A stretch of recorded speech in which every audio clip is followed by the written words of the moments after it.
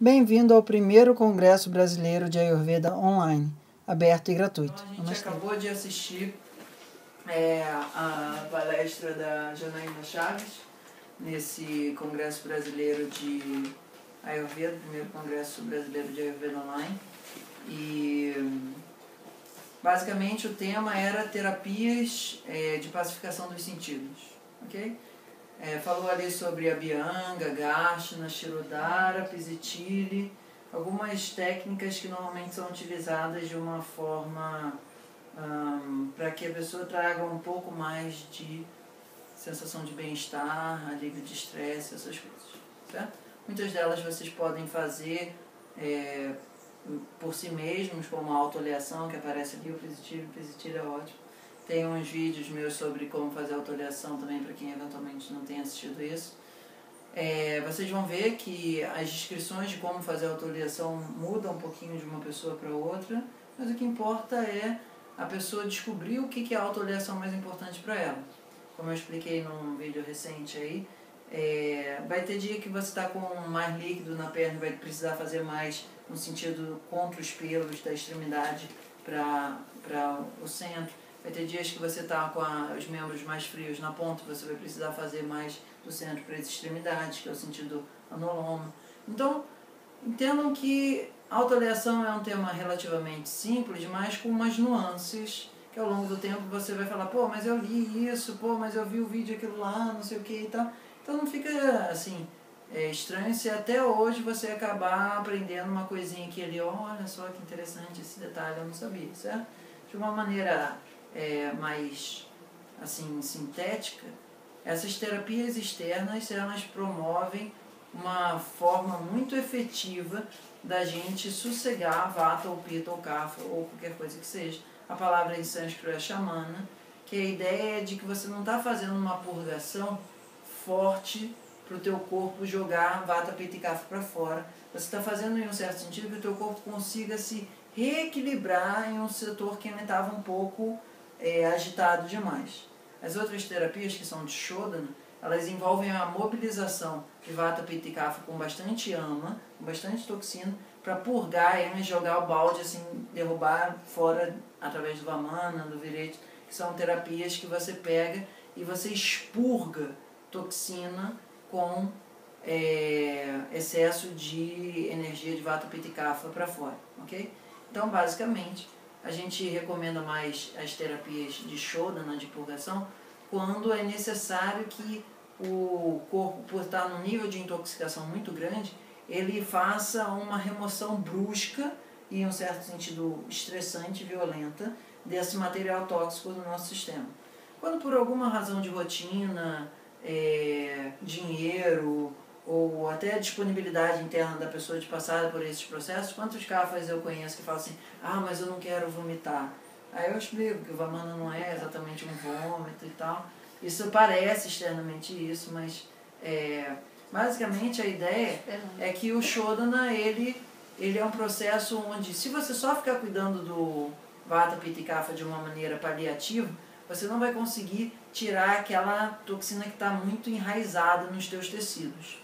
Enquanto as toxinas não estão tão profundamente enraizadas nos teus tecidos, principalmente do muscular em diante, você consegue resolver bem com terapia de Shamana, ok? Então essa é uma distinção importante para quem está cuidando de outras pessoas, saber até onde as terapias Shamana vão e até onde as terapias Shodhana vão, ok?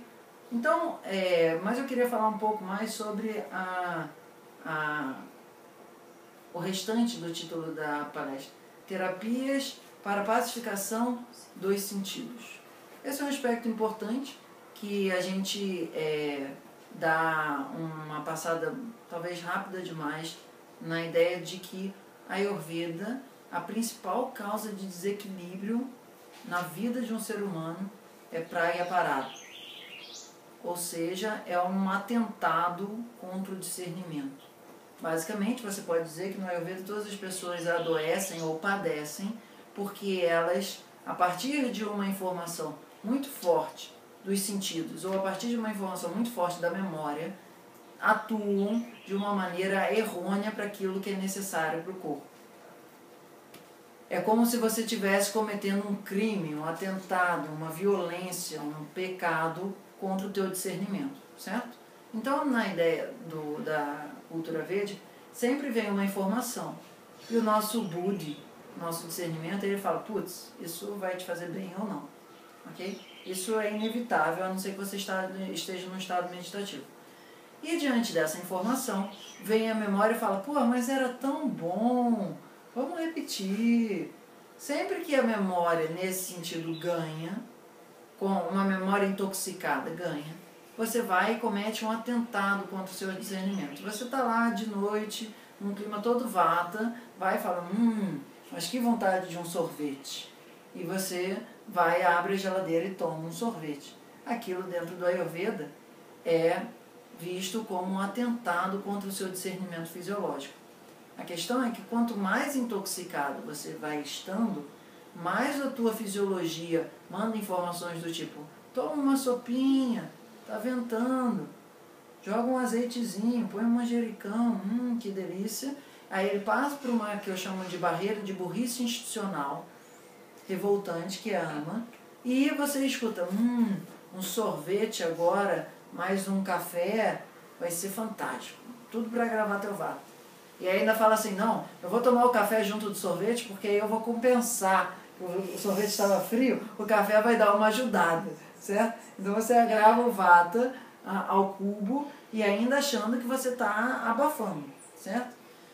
Então, um dos cuidados que a gente tem primordiais no Ayurveda para evitar um atentado contra o discernimento é cultivar um uso adequado dos sentidos, certo? Mais do que a gente focar em ter que ficar toda hora pacificando os sentidos, a gente tem que procurar que todo dia a audição tenha o nível de informação adequado, nem mais, nem menos, nem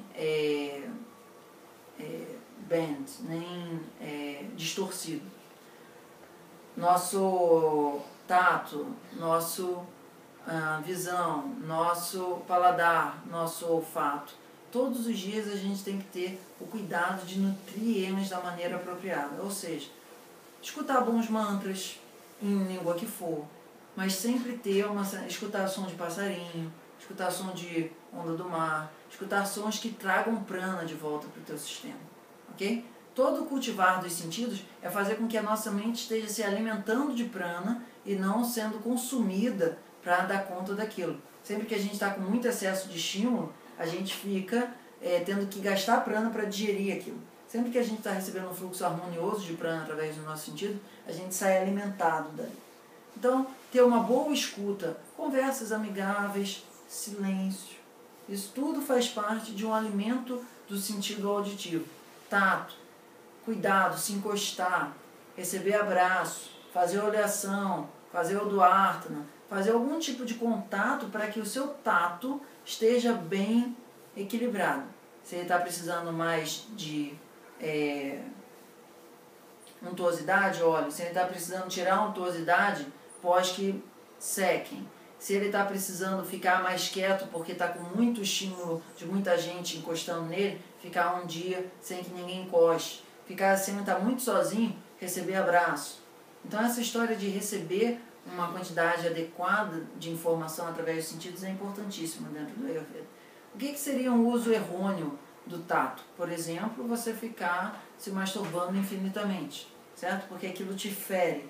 Ou então você eventualmente ficar machucando a pele de uma outra pessoa, ou você ficar cortando uma árvore sem estar querendo. Tudo isso é uma informação que está... Sempre que você usa o teu sentido e aquilo te ofende, aquilo é um uso distorcido do sentido. Visão. Olhar para folhas, olhar para quadros que tenham uma boa natureza, não ficar olhando para violência, televisão, novela das 8, etc. e tal. Então, nesse sentido, a pessoa pode assistir, sei lá, meia hora de novela por dia, mas se aquela novela foi extremamente violenta a visão dela, aquilo já é um uso pervertido dos sentidos, já gera doença, ok? O paladar. Não é só uma questão de você comer a quantidade adequada ou não, mas se você eventualmente ficar comendo uma coisa que tenha Red Bull, ou qualquer coisa que seja essa, que tenham componentes químicos muito agressivos à tua fisiologia, uma gota daquilo já é um uso pervertido. O olfato, cheiro de posto de gasolina, etc. e tal, certo? Então esse entendimento do uso excessivo, do uso subótimo, assim, abaixo do necessário, do uso pervertido dos sentidos, é um aspecto fundamental para garantir a promoção da saúde de uma maneira potente, cultivando o prana. E não é que eu estou dizendo que as terapias de pacificação são desnecessárias.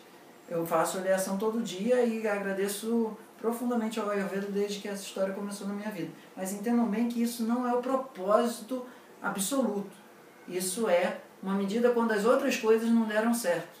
Em um certo sentido, ok? Mas o nosso foco prioritário é em promoção da saúde, em promoção do uso adequado dos sentidos e não apenas uma correção dos distúrbios que vão sendo causados através dos usos inadequados dos sentidos, ok? Então, dentro do Ayurveda, o principal em termos, um atentado contra o discernimento, que isso envolve sempre um afastamento do seu contato consigo mesmo. Isso implica em uma busca, através dos sentidos, de coisas que você deveria estar se atendendo internamente. Isso implica em agravamento de Vata, Pitta e Kapha. E isso depois replica na necessidade de terapias de pacificação ou de purgação. Mas entendam que a história começa lá atrás, ok? Com a nossa perda de conexão com o divino. E essa é a principal tradução que eu gosto de Pragya-Pará. Em vez de um atentado contra o discernimento, é a perda da conexão da vivência plena com o divino. Ok? Certo? Então, isso daí são os comentários complementares a palestras da Janaína. E aí, agora a gente vai para Laura Pires. Deseja uma atenção mais personalizada? Entre em contato e saiba como. Namastê!